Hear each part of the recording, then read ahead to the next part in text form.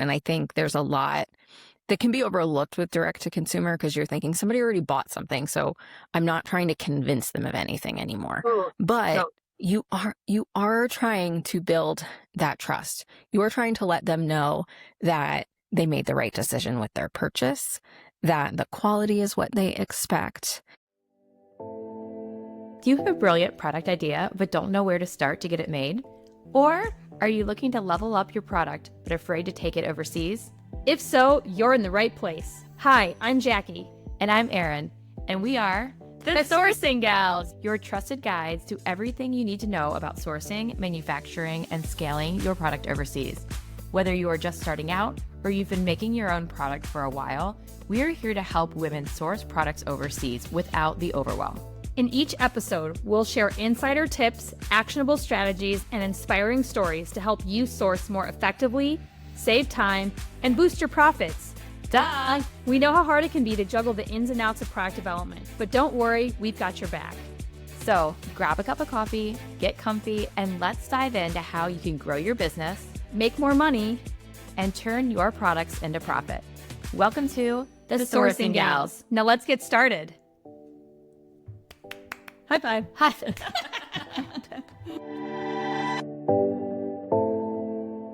Running a product-based business is complicated enough. Your banking shouldn't be. That's why we use Mercury. It's a free, intuitive banking platform built for entrepreneurs. No monthly fees, and get this, no wire fees ever.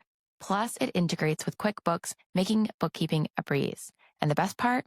Their credit card gives you 1.5% cash back with a holiday bonus of 2.5% cash back on ad spend. Terms do apply. Banking doesn't have to be complicated. Join me and thousands of other founders using Mercury. Learn more and sign up today using the link in the show notes. Welcome to another episode of the Sourcing Gals. Does it feel better to say it with me on it now? I know. Last week I said it all by myself and I felt so lonely. I know. I was kind of like, you had some excitement, but it was just didn't hit the same. Well, and then I was like, should I have said the Sourcing Gal? Someone actually asked me that this week. They were like, should Erin have actually made it a singular statement versus a plural statement? It's not the name of the podcast. No, we're the gals. Whether we're together or apart, we're always gals. Okay, well, let's get to it today. Let's talk about the exciting episode that we have ahead. Today, we are joined by Kelley, a packaging guru. We have gotten so many reach outs and we have so many conversations with our founders. One of our founder circles calls, we literally spent like an hour talking about packaging, about what to invest in, when to invest in it, right? I mean, it literally was the entire call. Right. And down to what do retailers expect versus what do direct to consumer customers expect? What do you spend money on this versus that? Like we had a big, good conversation in the founder circle about it, but we really wanted to dive in with someone who does this day in and day out. And you and Kelley were introduced while I was in China. And I was watching your emails back and forth, and I was like, ooh, this is going to be such a good podcast. Sorry I didn't joke on the email, Kelley. I think I'm just like, sounds great. So, Kelley, let's come on in and enter the group chat here. Oh. Tell us who you are, obviously what you do now, your business, but really I'd love to talk about your background too, because it's so relatable for Erin and I. We kind of definitely have, I'm sure, crossed paths in some small degree of retail world, but I also think it's just giving you so much knowledge for what you're doing today. So tell us a little bit about yourself. Of course. Yeah. So when I listened to you gals, I was like, I know you're my people because we all three of us come from that same background. So I'm a graphic designer and I specialize in product packaging, and I own my own business called Hidden Path Creative, which I started about 5 years ago. But before I started my business, I was working in-house for two different U.S. retailers, Dick's Sporting Goods and Kohl's, managing the brand identities and the packaging design for all of the private and exclusive brands at those companies. I say all, not all at Dick's, but at a certain point at Kohl's, I was managing all of those brands. And it was just, I spent 20 years doing it. And I loved getting to know the products, why people were buying them, and then turning them into graphics that were going to sit on a shelf and get somebody to pick them up and buy them and tell them all about them. And particularly in these bigger retail stores, that packaging is so important. I'll use Kohl's as an example. You walk into a Kohl store, there's not somebody in the bedding department that is going to help you choose the right bedding for your house. There's not somebody there that's going to help you pick the right cookware. There's not somebody that's going to help you, pick out the right clothing or bag. Like, those products have to do all the talking. And because of that, the packaging has to do all of the talking for them. So it was so important. See, that's a fascinating thing to think about, because if you go into a specialty store like a Williams-Sonoma or Sir Latab, like the product's out, it's not in its packaging, and that sales associate is going to help you with every facet of that. But when you do go to a larger retailer, a Target, a Walmart, a Kohl's, or Macy's, what have you, they don't have the same product experts. So your packaging has to do that lift. Right. Yeah, your packaging has to do that lift. It has to do it all. It also has to have some cues on it so that the store associates know how to merchandise it. So like having your front be different from your back and having a plain bottom, it just helps people know how to put your product on the shelf and merchandise it well, particularly when we're talking about something with a box. But there's so much that your packaging's doing in store. And I know that a lot of your listeners are, wholesaling their products and trying to get into bigger stores. And it can do so much to help with that presentation and sales lift. I would have thought you would have to distinguish between the top and the bottom. Yeah, I was like, wow, yeah, it sounds, it's pretty obvious, but then also not too, right? Like, and you have to assume, again, we get so in our founder zone because it's our product, right? So it's like, well, of course this is going to be the front and this is going to be the back, but that's not necessarily an of course to somebody else on the outside. So I love that. Okay. So we're going to backpedal a little bit, because as you know, a lot of our listeners are founders or founders who have an idea, right? And there's some that are along their journey, all different points, but the number one question always continues to be like, where does packaging come into play? The investment to make or not make minimums. We hear it all the time. So if we have a new founder that's listening, who's just starting to concept the product, think through their packaging. Like, what would be some guidelines and tips that you would give from a true product packaging standpoint? And then let's also dive into graphically, right? Like, what are some major components that we want that people should be hitting on from day one? I want to add on to that a little bit, because it's not just like the packaging. It is that a lot of new founders, when they're developing their actual product, they're thinking, do I have to change my product, or does my product have to be different to enable it to be packaged appropriately? Does that make sense? Yes. Okay, Erin, that's a really good point. So there's a couple things there. First and foremost, I will say, think about your packaging early. A lot of times packaging is thought of as like this decoration at the end. Founders spend so much time developing their product, working with manufacturers to develop products and prototypes, and they wait until it's ready to be manufactured on the line to think about their packaging. And if you're working with a manufacturer, a lot of times they want to package the product as it is being produced on the line. So your packaging actually has to be designed, printed, and delivered to your factory before they can start producing the product. That then becomes this bottleneck if you haven't thought about it at the beginning. So that would be my first tip. Jackie, I can see your face. So smart. So smart. I'm like emphatic. Head, like, yes, I hear you. And in the world of manufacturing, for people listening, they're not going to go through all of those steps and then put your product just like in a pile at the end and wait until your packaging's done. They're going to wait until they can fulfill that, because then they have to touch it twice. Correct. Then it gets dirty. Then it gets, knocked around. Like, that would not be the order of operations. No, and then it's going to cost you more because it's more labor. Yeah, right. So first and foremost, you want to start it early. But second, and we kind of talked about this before we hopped on, is talk to your manufacturers about what they recommend for packaging. A lot of times they have sources, and there's a couple benefits to using your manufacturer's packaging sources.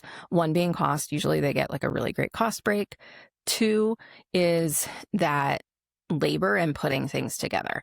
You may go work with another packaging supplier to develop this really cool custom box, but it might be more labor to put that box together on the line, which then means it's going to cost more and it's going to take more time.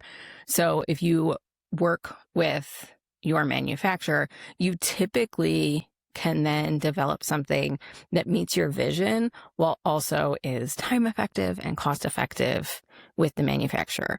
And that's kind of the third point. You don't have to sacrifice that vision. There are a lot of times that I work with founders where we're concepting something for their packaging, and then we're sending that to the manufacturer and saying, we want something like this. Is this something you can help us produce? And are there any pitfalls that you see with this? Is there anything that like you would suggest that needs to be adjusted for any of those reasons? Cost, manufacturing, labor. And a lot of times that gets you to a better solution that's going to help you down the line. Absolutely. You touched on something that we also talk about from a product standpoint, is that flexibility and that ability to lean on your supplier for their expertise and knowledge as well, and how it's a back and forth. It's not you just throwing something out and being like, do it this way or the highway. Like that's going to cost you more. It's going to like not be as good. And it's not going to use the expertise of the people that are making it and who do it every single day. Yeah, I was just going to say, I mean, there were so many things as, again, you were talking and I'm just nodding the head and like raising the roof. I'm like, yes, yes, yes. And I also think that when you talk about leaning on those suppliers, you're at that factory because they are a category expert, right? If you are making t-shirts, you were at a t-shirt factory because they focus on t-shirts. If you were at a jewelry factory, hopefully, that's my point is, that means they have these best at categories that they are manufacturing products for. So most likely you are not the first founder to then take that product and package it. So when you talk about, I have these dreams and ideas, and you're able to leverage your supplier, they're going to be able to understand the true capability of that product actually servicing and working within that packaging. And they probably sourced a version of it, to be honest, long before you've come along, right? So I love that idea. Yes.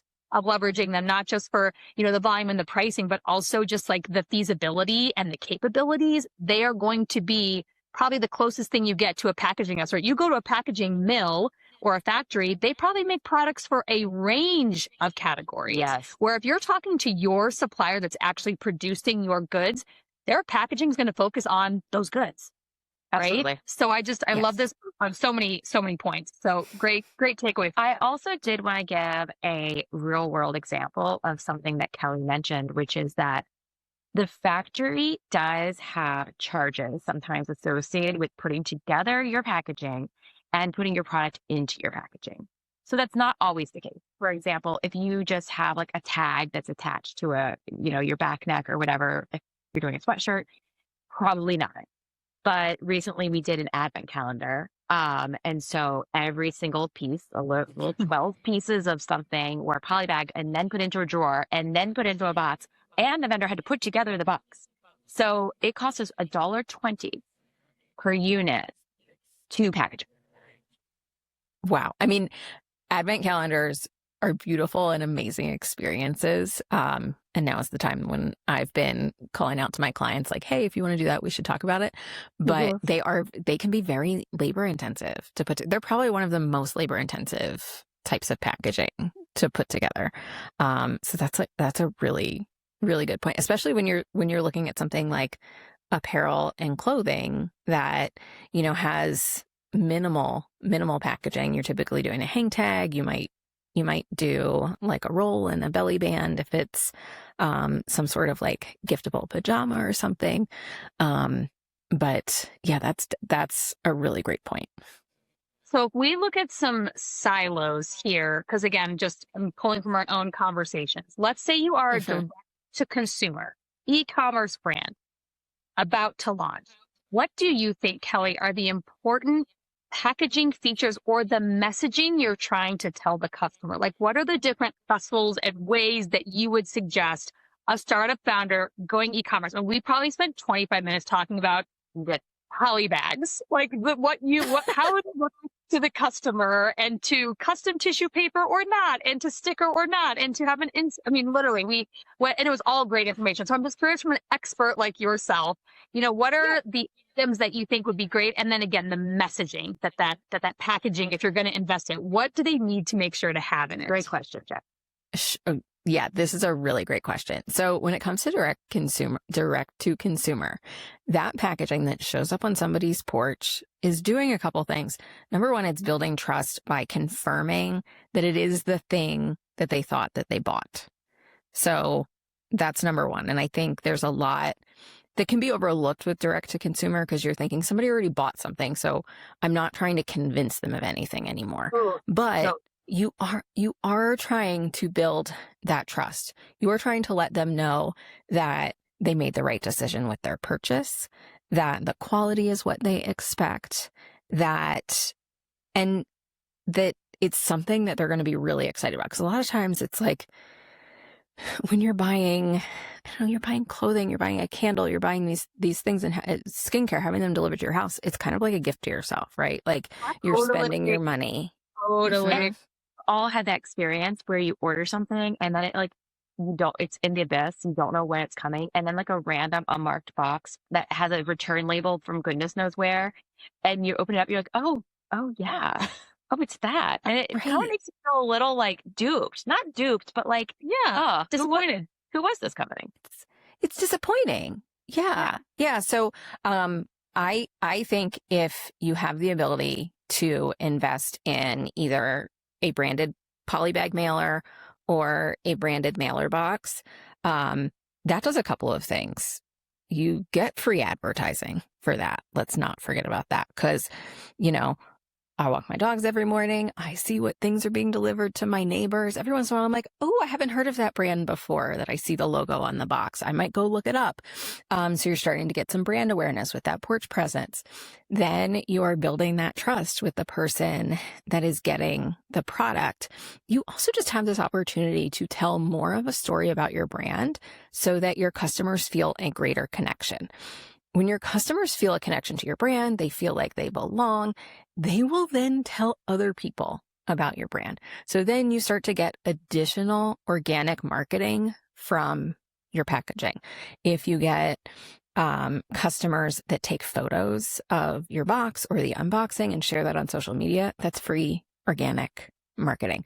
And you can actually encourage that by including something like that on your packaging, whether that's on the mailer box, polybag, or the insert card that you include with the product. You can prompt people to take those photos, share them, tag you, or tag a certain hashtag so that then you can collect that marketing. I have a client that does, she's a jewelry brand, Ileana Curated. They do mainly pop-up markets in the DC area, and it's upcycled jewelry, collection jewelry. And we created branded shopping bags for her business. And they're really beautiful. They've got like a foil logo on the front. Every time somebody purchases, they like to take photos of the people with the purchases with the bags.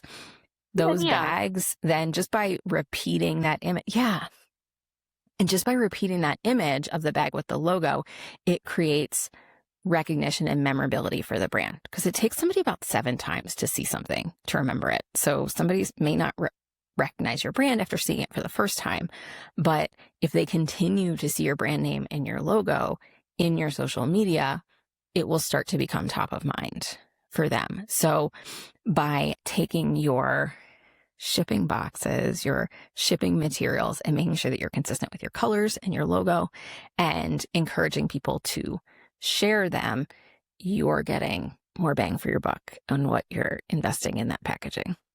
You're not just packaging, you're paying for marketing too. I love that approach. I've actually gotten feedback because I use branded tissue paper, and we like hand wrap package our pajamas with a sticker, and they go out. And I yes, I thought it was important, but I literally have people DM me saying, wow, it felt really special that I could tell you hand wrapped these pajamas in tissue paper. So again, it was that experience piece. That wasn't really my intention per se to make them feel that when they receive it, but it was just that extra touch, right? That they know there's a real person behind the brand, I guess, right? It's not just a random corrugate box from Amazon that I reused, or threw into the poly bag that came from China. To be honest, I take it out of the poly bag from China and I wrap it because the pajamas are, $100 plus. So I know I'd want that experience a little bit nicer than just the clear poly bag that I have to transit it here to my distribution center in. And Jackie, that's exactly it. It's like people want to buy from people, right? Like it's that old adage. That's why we're showing our faces on the internet. And so when you receive something and it's like, okay, somebody actually took the personal care to wrap this up and in that tissue and put that sticker on it. And it probably doesn't take you very long to do that. Probably takes you a minute or two because now you're doing it all the time. And your customers feel really taken care of. He's now my head packer. So my husband has gotten very efficient at it. Even better. Even better. Yes. Even better. So outsource that. If DTC is about connection, it's about trust, it's about marketing, then what about brands who are looking to go wholesale? If you're building a product-based business and finding yourself second-guessing decisions or wishing you had someone to gut check, we want you to know you don't have to do this alone. On January 1st, we're opening the Sourcing Gals Founder Circle, our private community for product-based founders.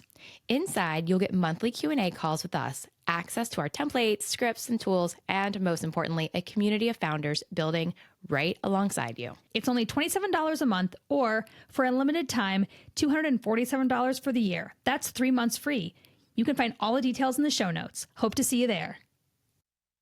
Brands that are looking to go wholesale. So we kind of touched on this in the beginning, right? Your packaging for anything that you're trying to wholesale needs to sell your product for you. So I work with a lot of brands that are on Fair and are starting by selling to the independent boutiques. And the independent boutiques, while, they might be smaller, the owner might be there, they can't stand there and sell every product. So they want to make sure that they're purchasing something where the packaging is selling it for them. I have a client, Woodsy Craft Co., and she makes these like beautiful wooden garlands that are craft kits. So you get the wooden pieces, they're laser cut, and you get paint markers and you paint them and then you get to string into a garland.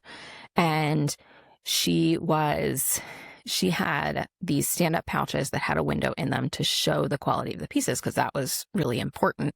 But they had labels on them and they didn't show the end result. So a lot of the stores were hanging like a finished garland, but that's kind of a lot of work. So last year she did a rebrand and she was like, it's time to update the packaging. So we actually created fully printed pouches that still have a window to show that quality because you want to build that trust by sharing the high quality of your product when you're putting that expense into building the product. But we added a photo of the finished garland to the front, painted. And then we're kind of showing some of the pieces really close up. And then on the back, we're showing that full garland. But just by adding that imagery, it's going to enable the stores to sell the product better because they don't have to spend the time necessarily creating those additional garlands if they don't have to or don't want to. And then this way, the packaging is showing that end result. It's inspiring somebody. That visual of that end result is attracting somebody's attention. And it's just making it really easy for that product to show up on shelf. So the boutique owners are able to see like, hey, this is something that's a great product, but also it's packaged in a way that's going to communicate really clearly to my shoppers. So I don't have to worry about it as much. And you mentioned conveying quality with the window, but I think what the photo of the finished good does is it brings that customer to yes faster because it's aspirational. It doesn't just say Yes. here's some pieces. It says, here's what you can achieve. So it shows them their goal, and it gives them confidence that like they can do it. Whereas before they might look at it and be like, ooh, I don't know if I could do that or not, if they're not inherently like a, creative person. But it really is like, it shows them their achieved or their desired result. I would love to ask another question with you in regards to that. So we have a lot of founders that have very demonstrative products. So they are things that need to be well explained. We even talked to some of our founders about maybe you add a QR code on the back that they can scan and actually pop a video of you up and showing how to use the product. So if you have an item that really needs a little bit more explanation, like what are the important things that should be on that, let's say, retail ready packaging? Is it imagery, typography? Like, how do you help bring that customer along the journey pretty quickly? Because we know how fast we all shop through the aisles. But then also, are there other ways that they can kind of take the customer through that journey once the packaging comes home? Again, it's just been conversations we've been having with some of our founders. Yeah, quite a lot. Yeah. Yeah. Oh, this is such a great question. So first and foremost, adding a visual to your packaging that provides context for your product would probably be the number one tip that I would give there. And here's why. So you both kind of touched on it in terms of when we're shopping, we're scanning, there's lots of things that we're considering. But let me throw this statistic out for you. There was a study done at MIT that proved that our brains process and understand visuals, images, 60,000 times faster than words. Oh my goodness. Wow. Yes. Well, that must be why on every call we have, I draw on a piece of paper and I hold it up to the Zoom screen. That's exactly it. That's exactly it. So we just take in so much more information visually than we do text wise. And I think that in this certain day and age with some of the online shopping, there's this real push to like overloading text on packaging. You see it on Amazon, particularly like in the supplement category. But there's this shift to that. But the fact is nobody's reading a novel on your packaging. Nobody is standing there for 10 minutes trying to figure out if this is the thing that I need. Instead, they're scanning and they need a visual to pull them in. So first thing, like you need a big key visual that pulls them in terms of like what they desire, what that transformation, what that result is. And sometimes it's about like fashion style. So Jackie, I know you have pajamas, like prints and the silhouettes of the pajamas are going to draw somebody in. If you're selling a food product, showing the food is so important. Showing that it's like delectable and mouthwatering is so important.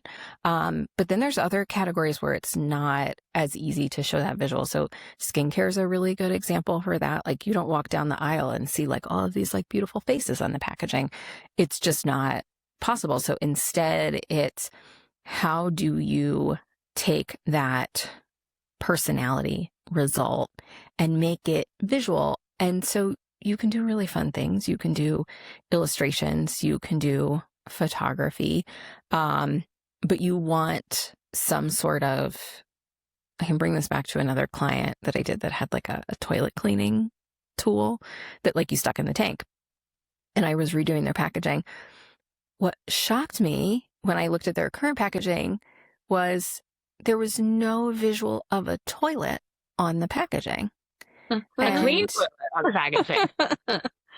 Yeah, right. No, and not a clean toilet. So, and the brand's name is called Happy Toilet. It had a really big happy face, but there was nothing visually that said this product is to clean your toilet. And there's a bunch of different ways you can do it. You can, color helps with that. Like I wouldn't make something like red or brown and say that it cleans your toilet. Like you want it to be like white and blue and fresh and clean. But you still you needed something to say toilet. So we created this like really fun mascot that was the Happy Toilet, and it's a toilet and he's happy and he's clean and he's sparkly and I see it. Yeah. And I think they're in a few Ace Hardwares now, which makes sense for that product. And that's a visual on that package that is going to add that context so that when somebody's walking down the aisle, they're immediately going to go like, oh, clean toilet. Yeah. I need a clean toilet. And then they're going to go in and they're going to learn more. Then they might read the couple of bullet points we put on the package. I love that. I'd also love to talk about pricing. We spend so much time with gals talking about the product price, your product margin. And then to your point, I think it's super fair to say that, even myself included, a lot of times packaging is more of the last thought versus the very front, right? And we try to give some buffers directionally with our founders when building packaging in, but in hindsight, I'm thinking like it might not be enough. Like that buffer that's kind of in my head that I'm like, oh, usually it'll cost you X, Y, Z. Knowing the new customer journey that we all are in, especially when we talk about e-commerce, or again, brick and mortar, right? We know that the size and the space and all of that matters. Is there a benchmark depending on the product category of what you typically think a founder should be investing and spending compared to what their actual product cost is? This is a hard question to answer because it like varies by category and it varies by founder and it varies by like the level of product, right? So I find it hard to put like a percent on it. But what I will say is that like when it comes to that direct product packaging that houses the product, like, I'm going to have a hard time putting a number on it. Sorry. That's okay. But you do want to allocate some money to it up front. You want to keep in your head that you're going to need to spend some money on the packaging up front. The design cost is typically going to be separate from your packaging, printing, and production cost. So I always say, try and think about like your design cost as something that goes into your overhead, out of your marketing budget versus out of your product specifically. And then I would also say your shipping packaging. So if you're talking about like direct to consumer, I put that cost out of the marketing or operations budget as well, because sometimes that's not going to be a one-to-one with your product. So like somebody may order 3 items and you can put them in one box. Correct. To be fair, I never looked at it that way, but I really like looking at it that way. I mean, the money is still there. The cost is still going to hit your bottom line, right? But it's an interesting way to look at it. Yeah. I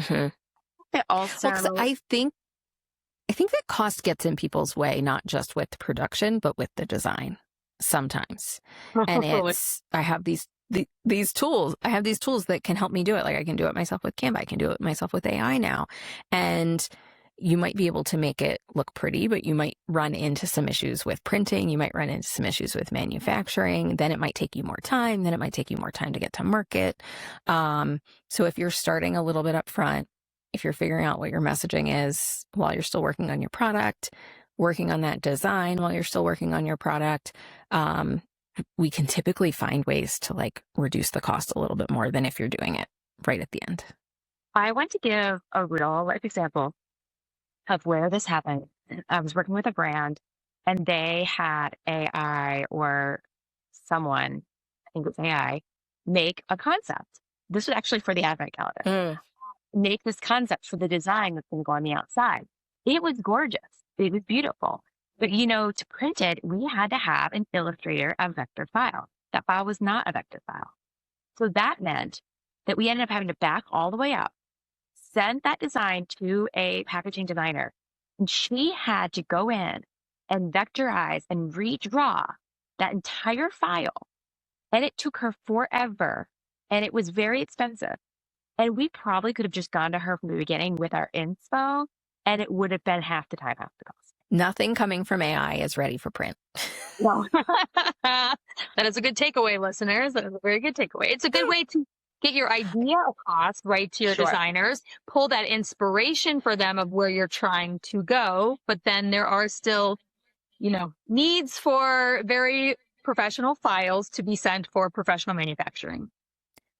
Totally. And I will say, I have clients that, do some AI mockups just to kind of figure out their vision and share it with me. And it makes the process go a lot faster. So I'm not sitting here saying I'm anti-AI, just don't expect it to come straight from AI and go straight to the printer.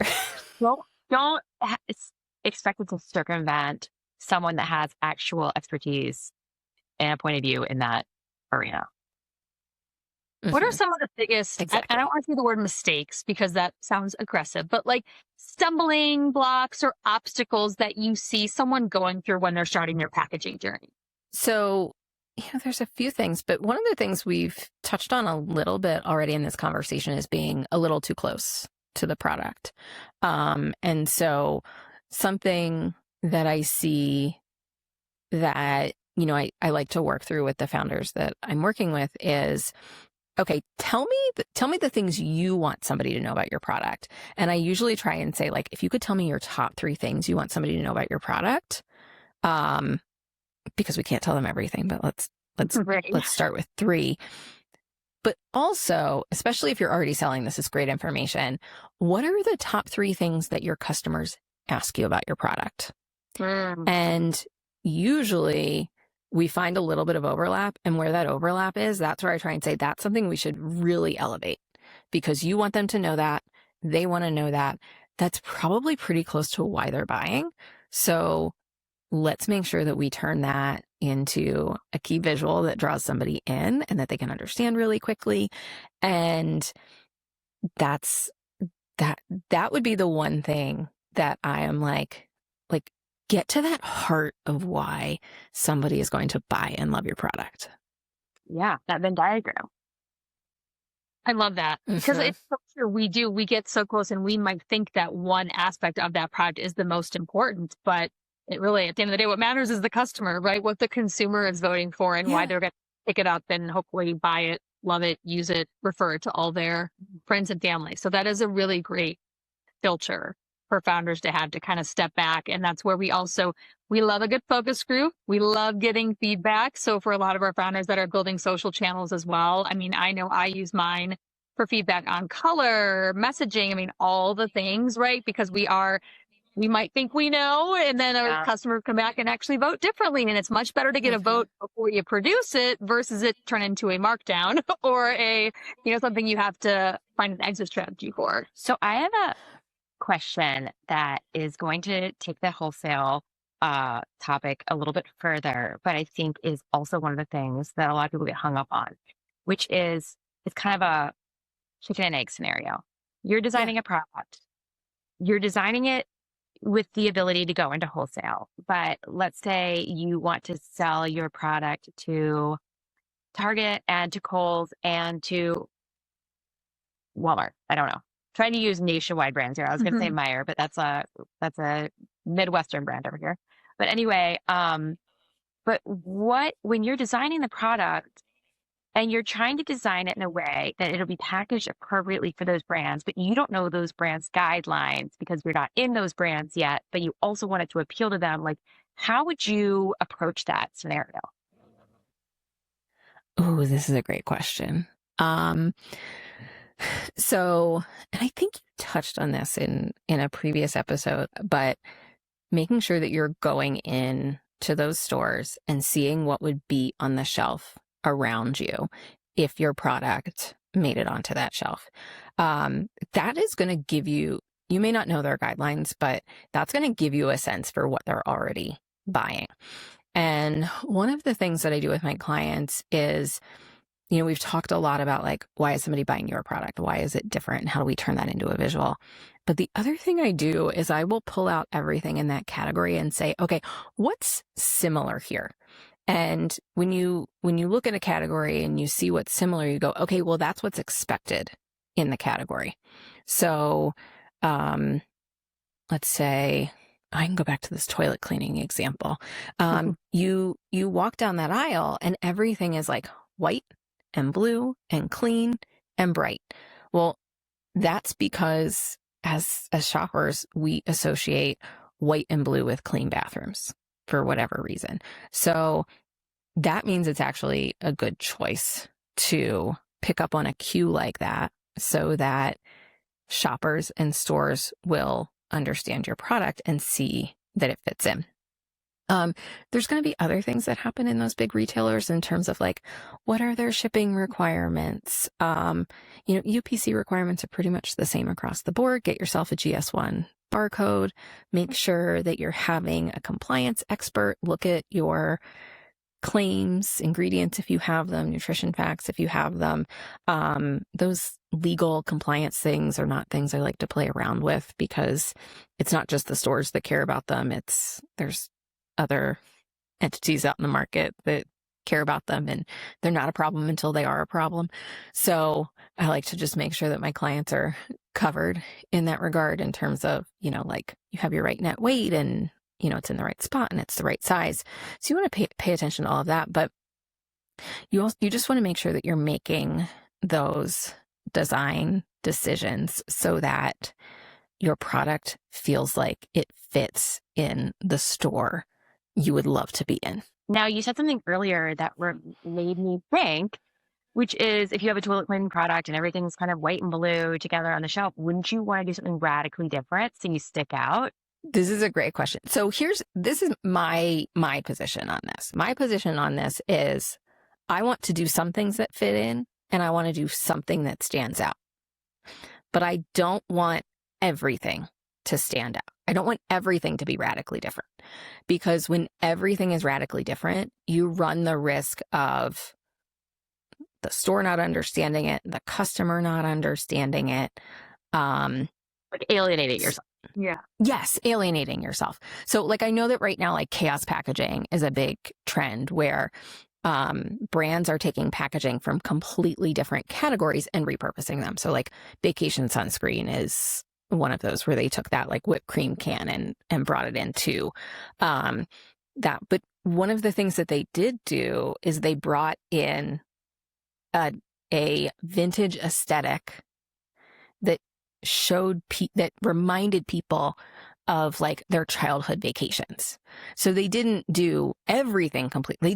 They made this one wild choice, right? With the can, but then they brought in nostalgia that was familiar to people, because people want to buy things people are attracted to things that they're familiar with. So if everything is completely new, to your point, yes, you can alienate your stores and your customer base. So maybe you're doing blue and white, but you're like putting some foil on it. You're making it a little shiny. Or you're making a toilet cartoon character, which the competitors probably don't have a cartoon mascot toilet walking around, like I did their little scrubby guy, right? But there's probably not been a lot of innovation in this space, graphically speaking. No, I think you're right. Like, no, in terms of like the scrub daddy has a little character, but a lot of the toilet cleaning, none of that had like a character. So that was, to your point, that was new. And you can bring that newness anywhere. You can bring it with the graphics. You can bring it with the shape. You can bring it with the container, color, materials with the foil. We've got so many different choices to bring that visual newness. I mean, that's part of what makes my job. I was just going to say, that's why like your expertise comes in, because it can really be overwhelming for someone who also, like you said, close to your product. So you have a little distance, and then you have that really widespread expertise of like what's cool and new in the market versus like where should you kind of stay in your life. Okay, well, this is actually leads up to my last question that I have. What is trending from a packaging standpoint? Ooh, I love this question. And then my part two to that is it dangerous to lean into the trendy thing, or is that okay and it can evolve with you and your brand? Oh, this is such a great question. What is trending? I feel like right now there is a lot of like vintage and nostalgia trending across the board.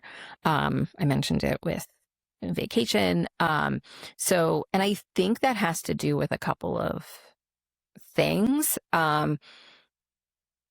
We as millennial women have most of the buying power right now. So there is a lot of nostalgia that's directed at us.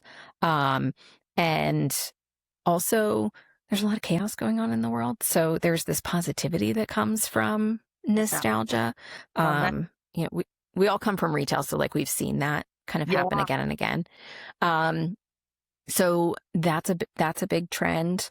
I also feel like I am seeing imagery and photos come in more for scented and flavored products. So when we're talking about our soaps, when we're talking about shampoos, body care, skincare, candles, the past few years have been this focus on minimal luxury.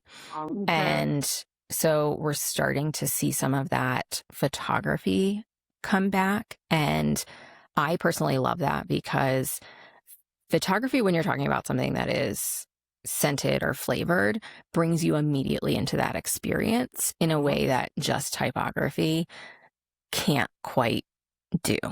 Like earlier with the MIT study. Yeah. Mm-hmm. Exactly. So that being said, when it comes to trends, I don't think that every brand needs to lean into trends when it comes to their packaging. I think it depends on the brand's positioning, the strategy, the category that they're in. And I typically would look at all of those things to make the determination about whether or not to lean into the trend. Also, you can lean into a trend a little and you can lean into a trend a lot. And you can, lean in a little and then ride it out longer. If you lean in a lot, you may be in a situation where you are then refreshing your packaging every year, every 18 months. But if your brand's positioning is trendy and your customers that buy are really trend forward, that would make total sense. So it really comes down to these choices that fit your brand and your customer. Amazing. Oh my goodness. I love this conversation. Yeah, I'm like, again, selfishly taking it back. I'm like thinking about my brand and the different things that I could be doing too to enhance the experience and enhance those three main key points, right? All the things you're talking about. There are so many great nuggets in here. You know what I was thinking too is that even if you aren't in stores, even if you're always direct to consumer, like my brand's custom, so it's always direct to consumer, those three key points, I'm going to update my product page. Definitely. 100%. Love it. Okay. So go ahead, Kelley. Show your packaging on your product page, even if it's not if it's custom, it shows somebody what they're going to get. And particularly when you're talking about custom products, if somebody's buying it for a gift, then they know that it comes in packaging that they're like, they know what they're getting. So they know what to prepare for, to like wrap their gift and things like that. So there's so many benefits to showing Love that. it. Mm-hmm. So fun. Okay, Kelley. So where can everybody follow you, work with you? All the things we want to make sure that all of our founders out there that are listening, that are like, OMG, I need a Kelley in my life to come and either rebrand for me or help me with the inception and the launch of my brand. Where can they find you? Yeah. So social media, I'm most active on Instagram at Hidden Path Creative. No spaces, no underscores. And then my website is hiddenpathcreative.com. I do brand design, packaging design. Packaging design's my sweet spot. And even if you want to hear more about my thoughts on that MIT study that we discussed, I have a limited series podcast, Packaging That Sells. And that's Hidden Path Creative / packaging that sells. Hiddenpathcreative.com/packaging that sells. So it's 10 episodes, real easy listen. Love it. Oh, well, this was so fun, Kelley. I'm so glad we pulled this together real quick, but this was the stars aligned when you emailed me and I was like, yes. How quickly can we get you on? I'm like, when Erin gets back from China, we're going to be ready to go. So thank you so much for all your insights. I have a feeling we're going to be working together in some ways. I have a feeling. Good. I would love that.